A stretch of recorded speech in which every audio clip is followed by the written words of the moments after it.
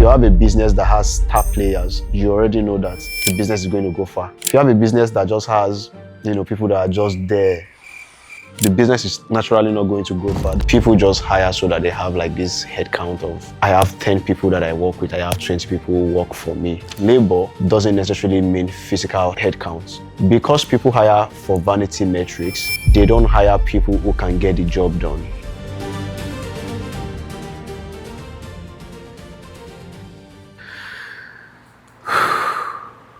Okay, I think people hire other people for vanity metrics, especially when it comes to how businesses are run here in Africa and in Nigeria at large. So as somebody who works with other companies, work with people to scale their marketing and stuff, one of the things I've noticed is that people just hire so that they have like this head count of, I have 10 people that I work with, I have 20 people who work for me. And that makes sense 10 years back, 20 years back when, because if you're talking about the factors of production, you're talking about land, labor, capital, and then the entrepreneur. So the labor part, because people have been used to labor being human, they don't understand that labor has now shifted to code, to media, and because they were not part of the shift, they still think the head count is what actually matters, when in reality, you can have an AI agent that does the work of 10 people right now. We're seeing it happen. We're seeing a lot of layoffs happen. So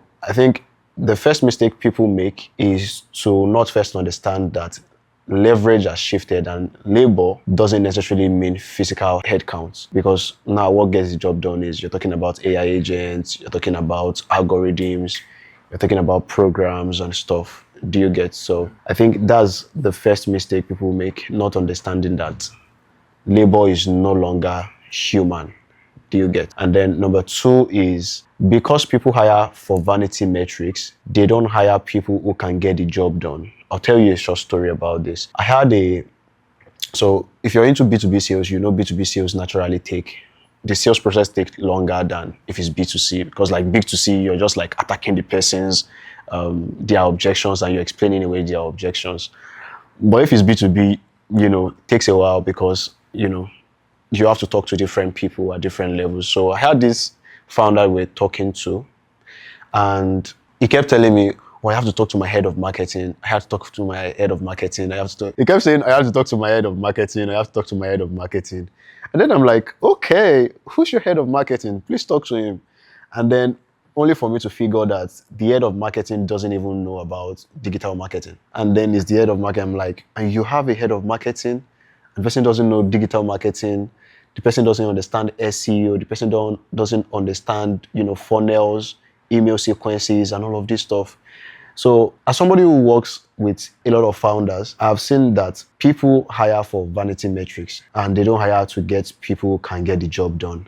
You aggregate how far a company will go when you aggregate the strength and the competence of the people who are in the business. So the way you estimate a company's foreseeable future is by estimating or adding together the talents that are in the business. And so if you have a business that has star players, you already know that the business is going to go far. If you have a business that just has, people that are just there, the business is naturally not going to go far. That's why if you want to sell a business right now to an institutional investor, part of what they look out for is the system, the structure. And the structure is basically like the people that make the stuff run. So there have been cases where you have founders who work harder than the people that they employed.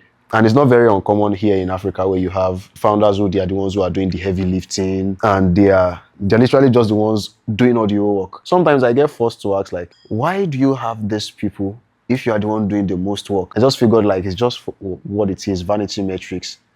So I think those are like three mistakes that people make. They don't understand that leverage has shifted, and then number two, they hire for vanity metrics. So it will sort of like bring to mind that, like, what do you look out for if you want to hire somebody? Like, how do you know who to hire? Because I've literally had like a meltdown on this on my WhatsApp status. There's some meetings that you're just in, like, you're like, who the brought you people here? How come you got hired? So what do you look out for when you are hiring someone? I think you want to hire somebody who is extremely good at what you're hiring them for. I think the mistake companies make is hiring someone that they have to train for the job. Essentially, you want to look out for somebody who is extremely good at what they do, because the best companies are companies who have a pool of superstars. For instance, this is how I go about it. If we're hiring somebody new in Lotus, what we do is I take a lot of interviews, and essentially what I'm looking for is I'm looking for the person to be disgustingly educated in whatever it is that we want to hire them for. And so if the person tells me things that I've not heard before, I'm like, okay, explain how that works. Because you don't want to be the smartest on your team. Because if you're the smartest on your team, it means that you're the one who's doing the most of the lifting. You're the one doing the heavy lifting. And, it just wouldn't work. So I look for people who are extremely good at what they do. If it's media, the person has to be extremely good. The person has to be able to tell you things you don't even know about media. And listening to the person alone, you feel like, I think this person will just take a lot of stress out of my way if the person comes on board.